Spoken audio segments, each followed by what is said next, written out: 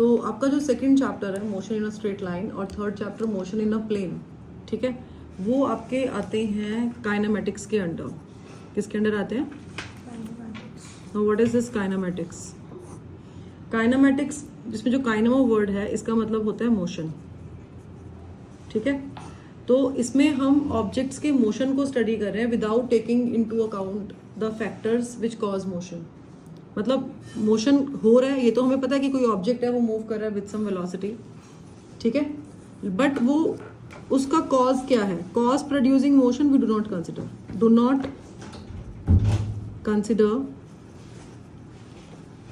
The cause producing motion, ठीक है. तो काइनेमेटिक्स में we do not consider the cause producing motion. मतलब मोशन किस चीज की वजह से हो रहा है उसको हम डिस्कस नहीं करते. यूजुअली कोई भी ऑब्जेक्ट का मोशन कब होता है? When we apply force on the object then it moves. Here we are not considering the cause producing motion. So kinematics is the branch of mechanics and mechanics is the branch of physics, ठीक है. Mechanics आपका जो first 8 chapters 7 chapters जो आपके gravitation तक के जो भी आप पढ़ रहे हो, फर्स्ट बुक जो है आपकी वो टोटली मैकेनिक्स है, way we study the motion of objects, ठीक है. और मैकेनिक्स में वी हैव स्टैटिक्स, एक टर्म आता है. स्टैटिक्स में हम डिस्कस करते हैं जो ऑब्जेक्ट्स रेस्ट पे होते हैं. ऑब्जेक्ट्स रेस्ट पे कब होंगे? कोई भी ऑब्जेक्ट रेस्ट पे कब होगा? जब उसमें इक्विलिब्रियम होगा, फोर्सेस, है ना? नहीं, जब वो इक्विलिब्रियम फोर्सेस में होगा which is under the effect of equilibrium forces. तो अगर कोई ऑब्जेक्ट रेस्ट पे है इसका मतलब क्या है कि it is under the effect of equilibrium forces. Net force on the object is 0. And second जो मैकेनिक्स में हम स्टडी कर रहे हैं अभी जो पढ़ रहे हैं हम, वो है काइनेमेटिक्स. काइनेमेटिक्स में we study the motion of objects but we do not consider the cause producing motion, the force which produces motion. इसके बाद जो आपके चैप्टर्स आएंगे ना, force, work, energy and power जो आप करोगे वो आते हैं आपके डायनामिक्स के अंडर. किसके अंडर आते हैं? डायनामिक्स के अंडर आते हैं. डायनामिक्स का मतलब होता है power. So we consider the motion and the cause producing motion, ठीक है. मतलब फोर्स, कॉज प्रोड्यूसिंग मोशन मतलब force. We consider force as well, ठीक है. सो डायनामिक्स में क्या होता है? Motion of objects taking into account the factors which cause motion and it is based on the concept of force. Force is the cause that produces the motion in any object. Clear है? कोई doubt? अच्छा, अब इसमें आप because motion study कर रहे हो तो we have 2 terms, rest and motion, and both are considered as state of motion, right. तो state of rest is also state of motion. So state of motion we have 2 states of motion. One is if we can have object at rest, we can have a moving object, and we say that rest and motion, these terms are relative to each other. Why do we say them as relative terms? Relative terms, what does it mean? Because rest and motion depends upon the surroundings. We consider any object at rest or in motion with respect to surroundings, no? अब ये क्या मतलब है with respect to surroundings का? कुछ idea? अच्छा, अगर कोई व्यूअर या ऑब्जर्वर नहीं है तो क्या रेस्ट एंड मोशन का कोई रोल है? एक व्यूअर या एक ऑब्जर्वर ही डिसाइड करता है कि गिवन ऑब्जेक्ट जो है वो रेस्ट पे है या मूविंग है, right. Observer decides. And we say that nothing is in absolute rest और इन एब्सोल्यूट मोशन. कोई भी चीज़ हम ये नहीं कह सकते कि एब्सोल्यूटली रेस्ट पे है या एब्सोल्यूटली मोशन पे. अब इसका मतलब क्या है कि for this let's consider a situation. Suppose as you are sitting in this room and this book is lying on the table and for you this book is at rest or moving. It is this book is at notebook is at rest. Why is it at rest? Because the distance of this notebook with respect to you is not changing. You can see that every time you see the notebook, you see the notebook at the same distance from you. So it means that the notebook is at rest. ठीक है? तो if you are sitting in the room, है ना? And if this is earth and you are here somewhere here and this book is lying on the table and you are observing the book, then for you this book is at rest because the distance between this book and you is not changing at all. So for you this book is at rest. But if you go to the moon, because you were initially at earth, now you have gone to the moon, ठीक है. तो initially you were on earth, so now when you go to the moon and you observe the same book in the same room, so how will you find the book, moving और at rest? हाँ, तो वो book आपकी motion में आ जाएगी आपके लिए, because आप मून से उस नोटबुक को देख रहे हो ना. तो earth revolves, it rotates about its axis, revolves around the sun, right? तो अर्थ अपनी एक्सिस के अबाउट कॉन्टिन्यूसली रोटेट कर रही है. ठीक है, तो एक रोटेशन 24 आवर्स में कंप्लीट होता है उसका. तो जब वो रोटेशन होगा उसका, तो आप मून से जब देखोगे उसको, तो आपका जो डिस्टेंस है नोटबुक से वो चेंज होगा. तो आपके लिए नोटबुक क्या है? मूविंग है. तो it depends upon the viewer whether the object is at rest or moving or in motion, right? And that's why we say that rest and motion are relative terms. Clear? Any doubt in this? Okay, so our next topic is types of motion.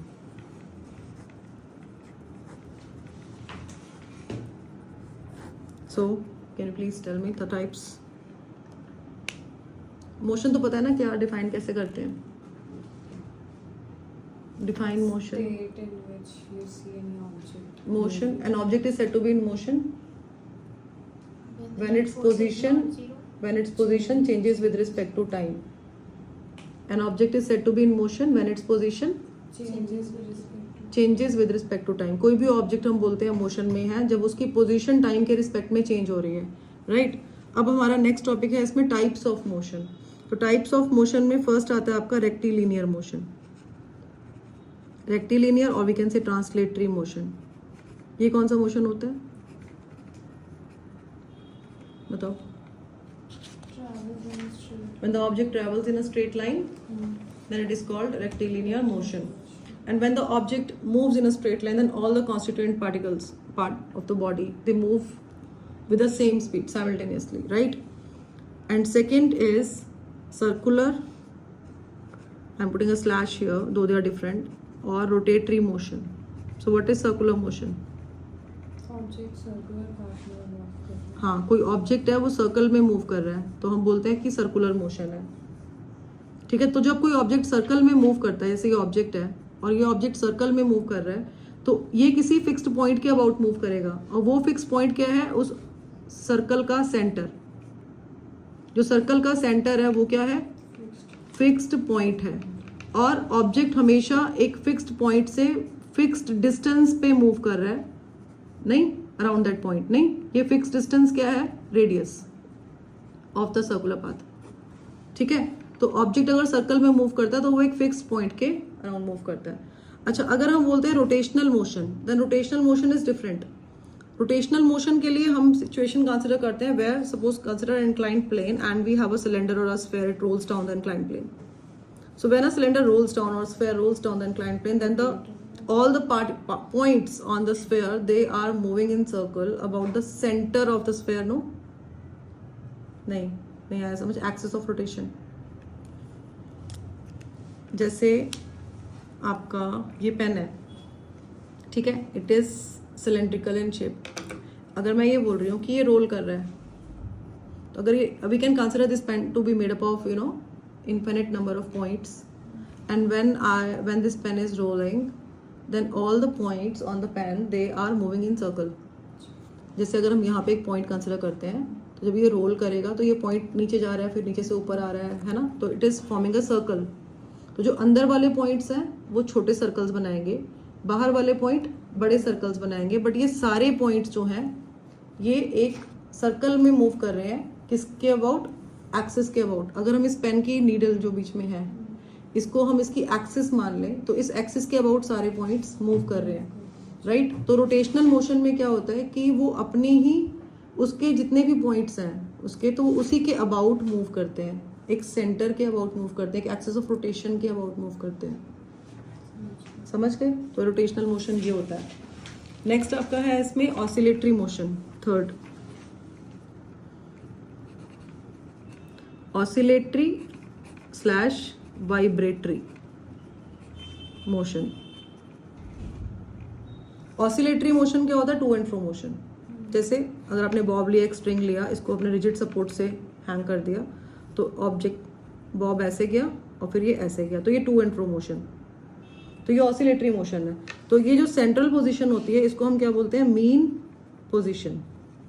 और जितना maximum displacement हुआ इसका, suppose कि यहाँ तक गया और उसके बाद ये वापस आ गया, तो ये जो आपका मैक्सिमम डिस्प्लेसमेंट जो इसने कवर किया, ये इसकी क्या है, एक्सट्रीम पोजीशन। तो मीन पोजीशन से एक्सट्रीम पे गया, फिर वापस आया मीन पे, फिर अनदर एक्सट्रीम, और फिर बैक टू मीन। तो how do we calculate oscillation, count oscillations? One oscillation क्या होता है, mean will start from here, mean to extreme and to another extreme and back to mean. So 1, 2, 3, 4 and 5. This is how we count oscillations. ठीक है?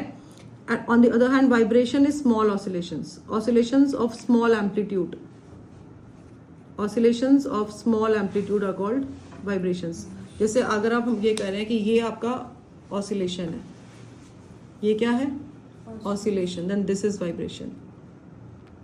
ये vibrate कर रहा है ना, ये ऑसिलेट तो नहीं, स्मॉल है तो ये भी ऑसिलेशन, टू एंड फ्रो है, बट स्मॉल ऑसिलेशंस है। ठीक है, position, path length and displacement.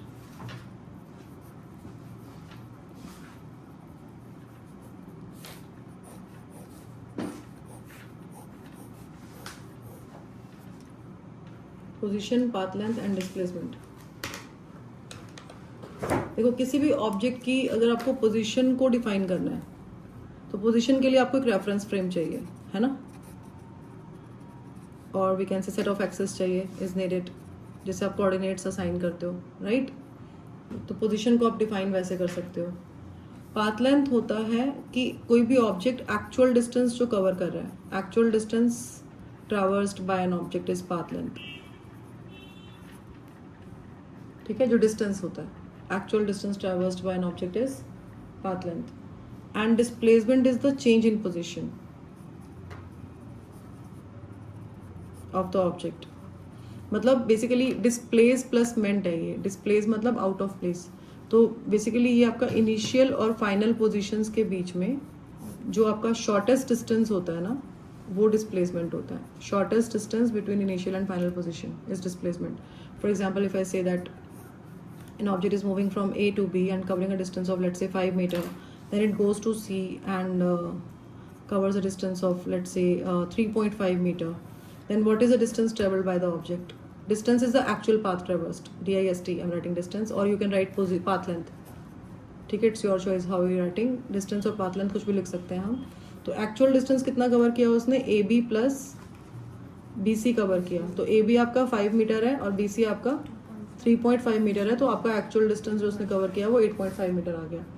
अब नेक्स्ट इसमें पूछते हैं डिस्प्लेसमेंट कितना कवर किया। तो डिस्प्लेसमेंट आपका AC है। इनिशियल पोजीशन क्या थी, यहाँ से स्टार्ट किया था, स्टार्टिंग पॉइंट। फाइनल पोजीशन आपका ये है, ठीक है।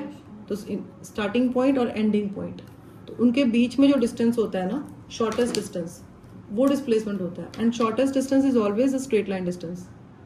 तो डिस्प्लेसमेंट इज AC। तो अगर आपका जो AC है, लेट्स से वो है आपका 9 मीटर्स, तो डिस्प्लेसमेंट आपका 9 मीटर्स होगा। 9 नहीं ले रहे तो 7.9 ले लेते हैं, 7.9 मीटर होगा। ठीक है, क्लियर है, एनी डाउट? तो ये आपका डिस्प्लेसमेंट हो गया। बाकी अलग अलग केसेस होते हैं, जैसे अगर कोई ऑब्जेक्ट सर्कल में मूव कर रहा है and he starts his journey from object, जो it starts its journey from A and end to A, and what is the distance traveled? Radius is r, distance is 2 pi r, and what is the displacement from A to A? Displacement is 0, basic है ये।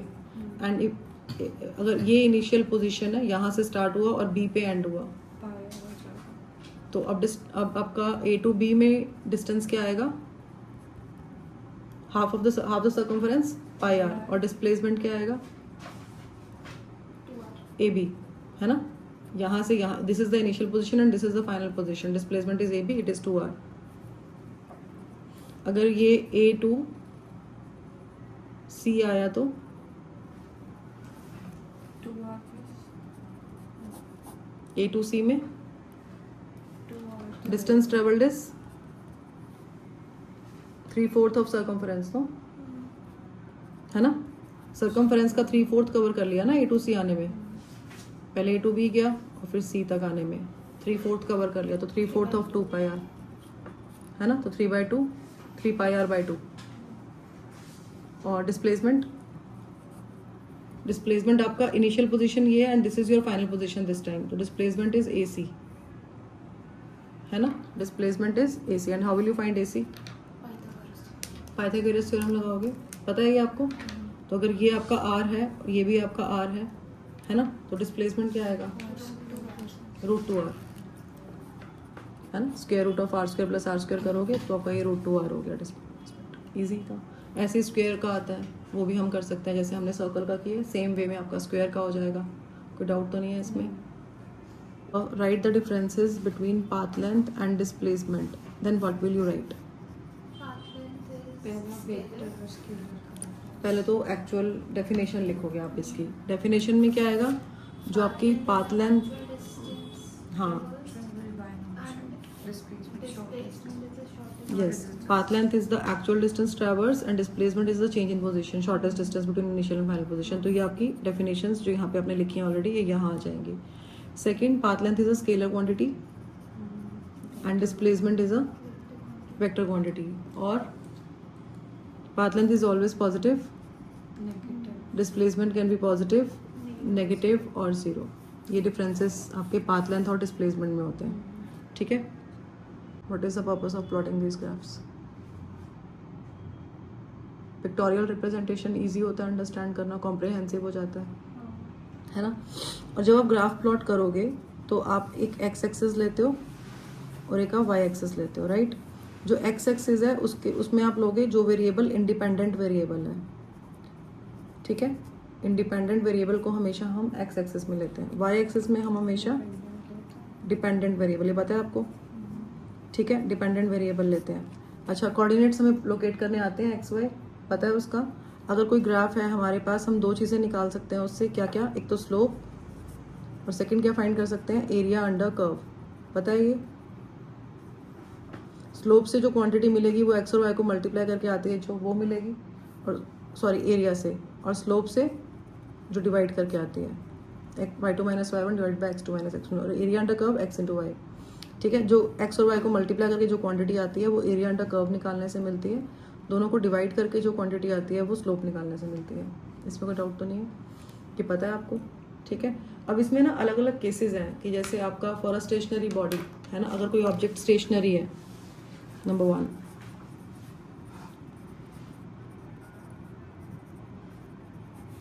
तो stationery object का position time graph कैसे बनेगा? अगर कोई object stationery है तो इसका मतलब ये है कि वो एक फिक्स डिस्टेंस पे है। जैसे सपोज ये ऑब्जेक्ट है और ये ओरिजिन है, तो ओरिजिन से फिक्स डिस्टेंस पे, सपोज 5 मीटर के डिस्टेंस पे है, तो एवरी टाइम ऑब्जेक्ट जो है आपको 5 मीटर के डिस्टेंस पे ही दिखेगा, राइट, है ना। अगर आप 1 सेकेंड के बाद देखते हो ऑब्जेक्ट को, इस सेकेंड ले लेते हैं यहाँ पे, तो भी 5 सेंटीमीटर के डिस्टेंस पे, 2 सेकेंड्स के बाद भी 5, 3 सेकेंड्स के बाद भी 5, तो every time object is at a distance of 5 meter from origin, तो we get a straight line parallel to time axis, ठीक है। सेकंड जो आपका केस है वो यूनिफॉर्म मोशन वाला है। यूनिफॉर्म मोशन आपने क्लास 9th में किया हुआ है। यूनिफॉर्म मोशन क्या होता है? Object covers equal distance in equal intervals of time, है ना, equal distance in equal intervals of time, तो यूनिफॉर्म मोशन होता है।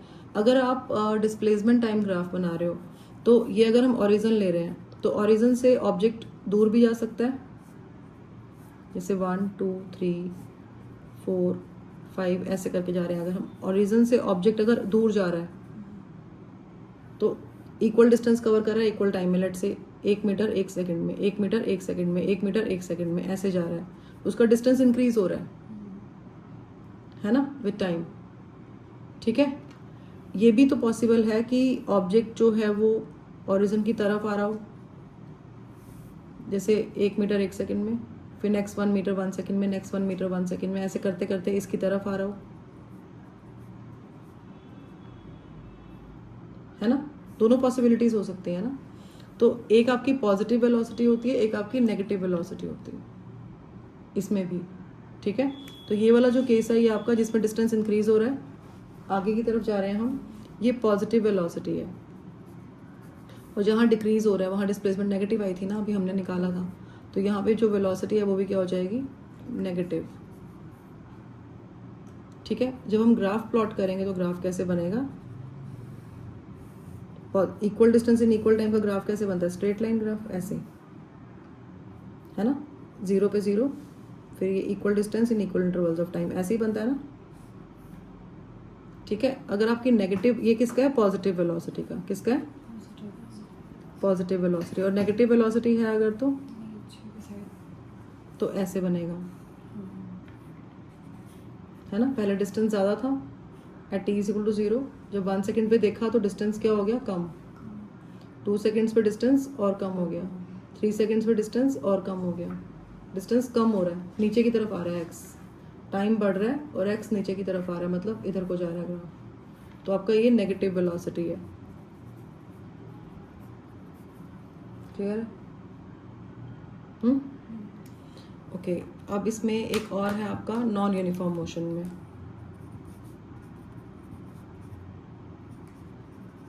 नॉन यूनिफॉर्म मोशन का मतलब क्या होता है,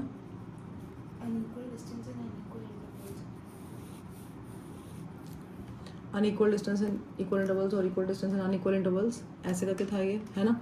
तो नॉन यूनिफॉर्म मोशन में जो ग्राफ प्लॉट करते हैं हम कैसे प्लॉट करते हैं, एक्सटी ग्राफ कैसे प्लॉट होता है, ऐसे, अच्छा ऐसे भी कर सकते हैं और ऐसे भी कर सकते हैं, दोनों में डिफरेंस क्या है, दोनों नॉन यूनिफॉर्म मोशन को रिप्रेजेंट कर रहे हैं, डिफरेंस क्या है,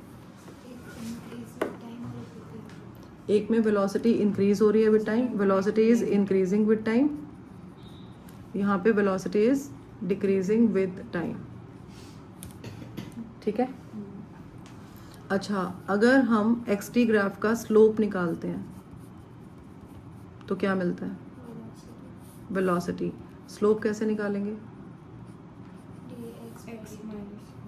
जैसे आपके पास ये है, ठीक है, एक्सटी ग्राफ है ये, और ये आपका एक्सटी ग्राफ हो गया यूनिफॉर्म मोशन के लिए। ठीक है, आप 2 पॉइंट्स कंसिडर करोगे यहाँ पे, इसके कोऑर्डिनेट्स क्या होंगे, t1 टाइम पे डिस्प्लेसमेंट है x1, ऐसे ले सकते हैं ना, t2 टाइम पे x2, तो स्लोप क्या आएगी, y2 minus y1 upon t2, x2 minus x1 होता है, तो y क्या है यहाँ पे x, तो x2 minus x1 divided by t2 minus t1, you will gate velocity from here. Slope से क्या आएगा, वेलोसिटी आएगी, और स्लोप मतलब कितना एंगल फॉर्म कर रहा है ये x एक्सिस के साथ, थीटा। स्लोप का मतलब क्या होता है, tan थीटा, x एक्सिस के साथ जो एंगल फॉर्म करता है अगर वो थीटा है तो स्लोप क्या होती है, tan थीटा। स्लोप को इसके अलावा हम m से भी डिनोट करते हैं, स्मॉल m, मैथ्स में करोगे, कोऑर्डिनेट ज्योमेट्री में। ठीक है, बताया था।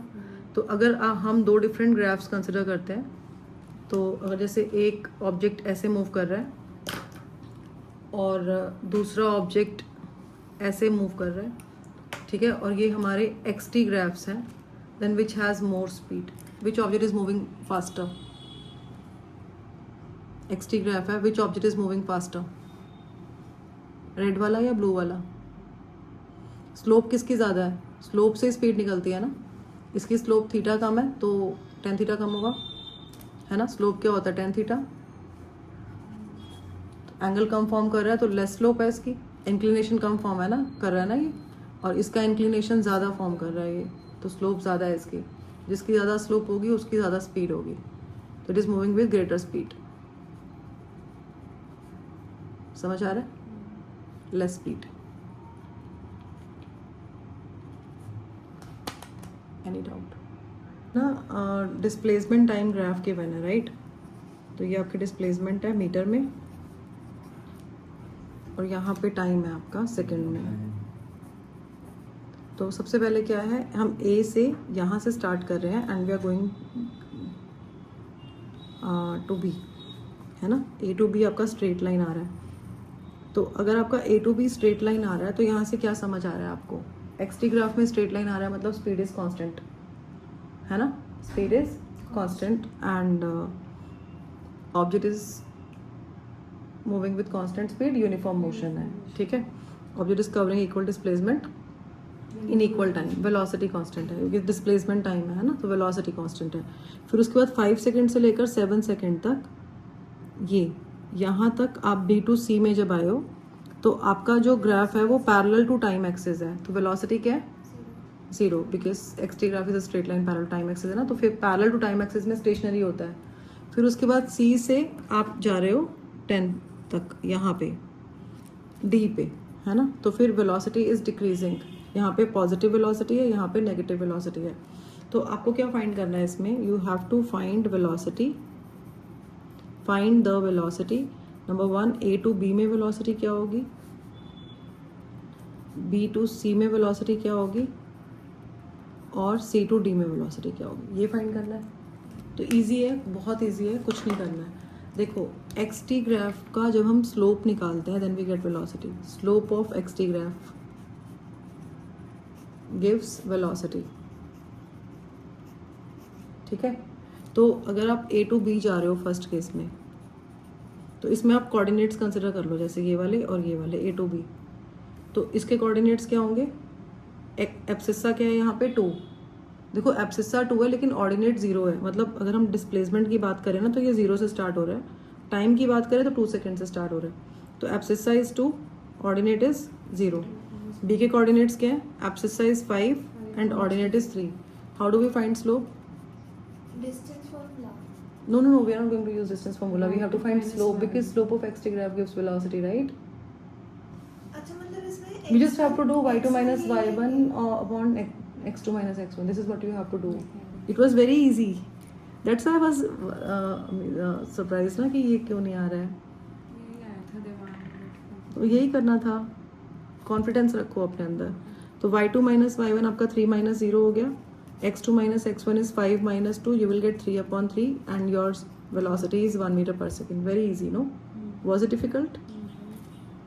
In the second part we are moving from B to C, ठीक है। तो अब इसके कोऑर्डिनेट्स आपको लगाने हैं, abscissa is 7 and ordinate is 3 again, the same formula we are using, y2 minus y1 upon x2 minus x1, it's 3 minus 3 divided by 7 minus 5, 3 minus 3, 1/2. हाँ 7 minus 5, you will get 0 because numerator is 0, you'll get 0, right? So object is not moving at all, it is stationary, right? And the third case is from C to D. Again we'll find the slope. So write the coordinates, it's 10 0. So y2 minus y1, 0 minus 3 divided by x2 minus x1, 10 minus 7. So you will get minus 3 upon 3. Answer is minus 1 meter per second. You're getting negative velocity here because you can see the graph. It is moving in downward direction, right? तो यहाँ पे आपकी negative velocity आएगी, यहाँ पे आपकी positive velocity आएगी और यहाँ पे आपकी zero velocity आएगी। Clear है? Write the differences between speed and velocity. Then what will you write?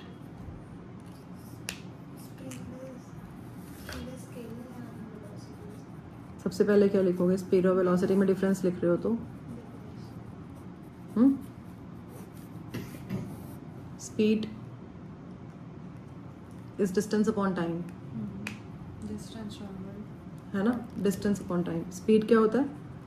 Distance upon time and velocity Change in Displacement upon time. displacement upon time, and displacement is nothing but change in position, right? तो change in position F minus I भी लिख सकते upon time। यहाँ पे इसको अगर आप position upon time कर रहे हो एक ही बात है ना, और यहाँ पे इसको आप change in position upon time कर रहे हो, ठीक है।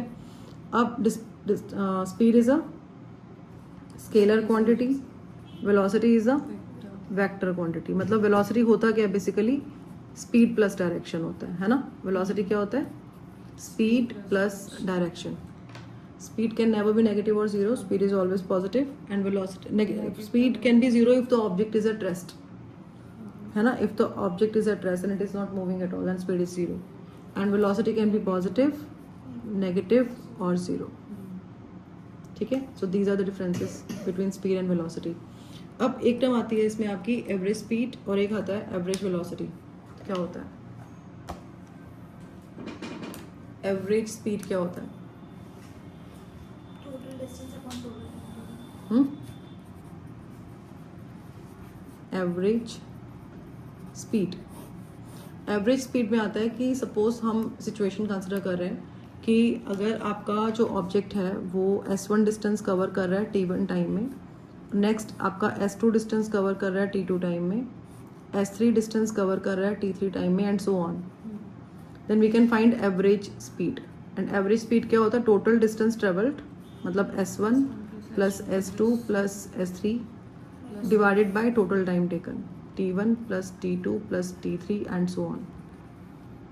ठीक है, this is your average speed. ठीक है, तो overall rapidity, average speed is the overall rapidity total effect in a given interval. And okay, what if time is not given? Let's consider a situation where it is given that object is covering S1 distance with velocity v1, S2 distance with v2, S3 distance with v3 and so on. Then how will you find the average speed? So what is the total distance traveled? It is the sum of all the distances. We can write like this. And we need to find time, right? तो time, total time क्या होगा? T1 plus T2 plus T3. But हमें तो time दिया ही नहीं हुआ है ना, हमें वेलोसिटी दिया हुआ है या स्पीड दिया हुआ है, राइट? हाँ, तो इसको हम T1 को क्या लिखेंगे? S1 अपॉन V1, T2 को S2 upon V2 and T3 को S3 upon V3 and then we will divide. तो जब आप डिवाइड करोगे तो आपका टोटल डिस्टेंस को आप टाइम से डिवाइड कर रहे हो, है ना? तो जब आप डिवाइड करोगे तो क्या लिखोगे आप? एवरेज कैसे निकालोगे? S1 ऊपर तो टोटल डिस्टेंस ऐसे ही आ जाएगा आपका, और जो नीचे आएगा वो आपका S1 by V1 plus S2 by V2 plus S3 by V3 ऐसे जाएगा. मतलब ये आपने यहाँ पे टाइम के प्लेस पे यहाँ पे ये लिखना है. क्लियर है? डाउट तो नहीं है? अब थर्ड केस अगर हम ले रहे हैं, यहाँ लिख लेते हैं, you are doing average speed only. ठीक है, तो थर्ड सिचुएशन में क्या है कि सपोज हम ये ले रहे हैं, मतलब इक्वल डिस्टेंस कवर कर रहे हैं डिफरेंट वेलोसिटी से. एस यहाँ पे V1 से कवर कर रहा है और यहाँ पे V2 से कवर कर रहा है. तो आपको एवरेज वेलोसिटी फाइंड करनी है. तो इस केस में अगर ऑब्जेक्ट इक्वल डिस्टेंस कवर करता है विद डिफरेंट वेलोसिटीज तो हार्मोनिक मीन लेते हैं हम एवरेज निकालने के लिए. बट कैसे आएगा वो? देखो, आपका जो टोटल डिस्टेंस कवर होगा वो आपका आ गया 2s. टोटल टाइम जो लगा आपका वो T1 प्लस T2 है ना? और T1 क्या है आपका? S by V1 plus S by V2. We can write like this.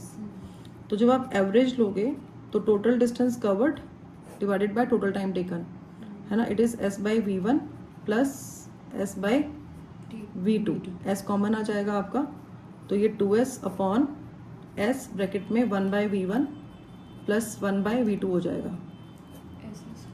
S cancel हो जाएगा. जब इसको आप मतलब इसको सॉल्व करोगे तो you will gate V1 plus V2 upon V1 V2, है ना?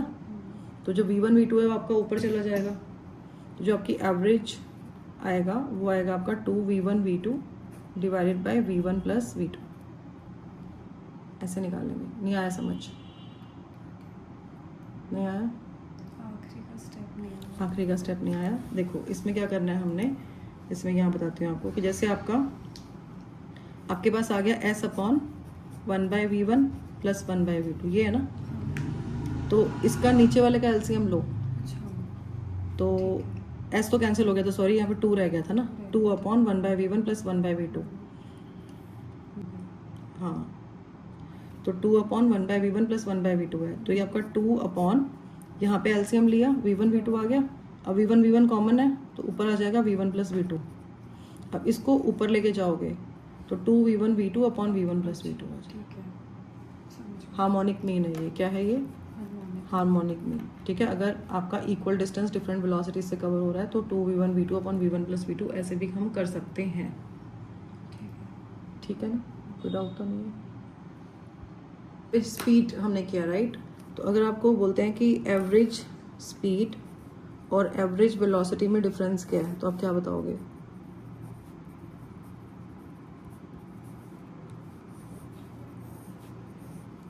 बताओ.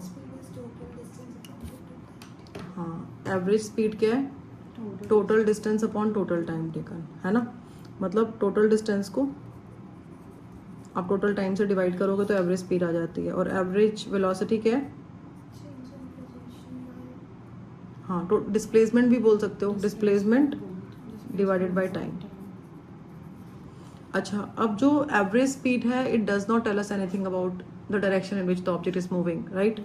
Average speed is a scalar quantity and average velocity is a vector quantity. Average speed is always positive, it is a scalar quantity. Vector quantity है ये, तो ये positive भी हो सकती है, नेगेटिव भी हो सकती है, जीरो भी हो सकती है.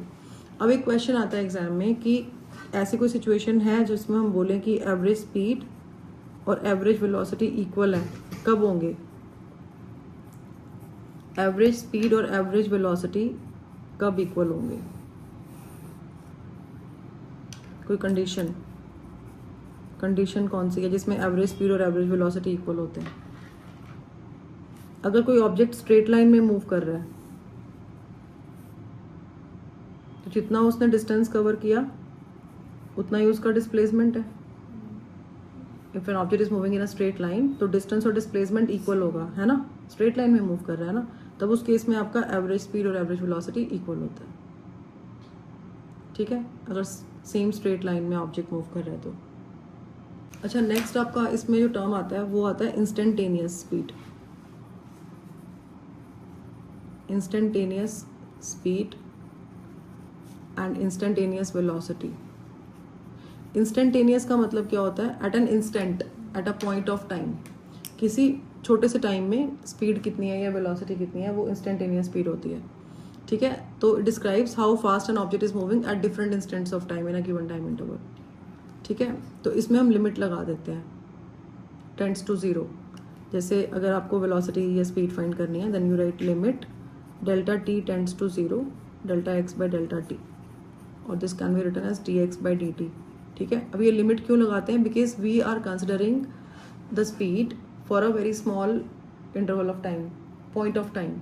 जैसे आप जब गाड़ी ड्राइव कर रहे हो तो उस केस में आप किसी इंस्टेंट पे उसकी स्पीड कितनी है, आपको जो आपका स्पीडोमीटर है गाड़ी का वो इंस्टेंटेनियस स्पीड देता है, वो आपको एवरेज स्पीड नहीं देता गाड़ी की.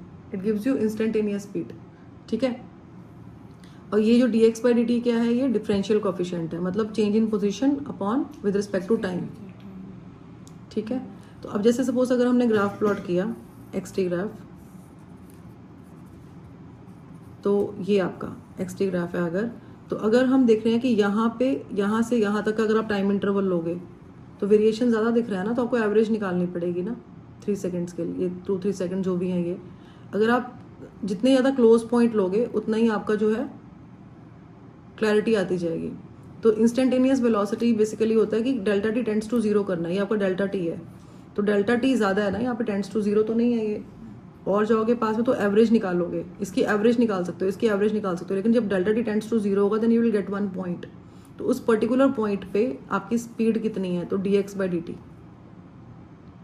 ठीक है, जैसे अब इसमें क्वेश्चन आ गया कि position of a particle moving along a straight line is given by x is equal to t square minus 4t meter.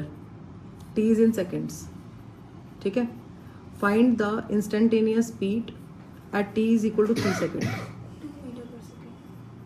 Easy है.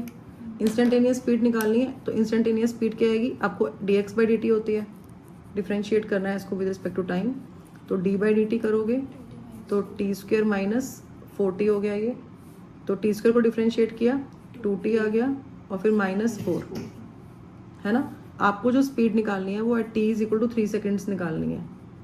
तो at t is equal to 3 seconds का मतलब है कि t के प्लेस पे 3 पुट कर दो, 6 - 4 आपका 2 मीटर पर सेकेंड आ गया आंसर. इजी था ना, मुश्किल तो नहीं है.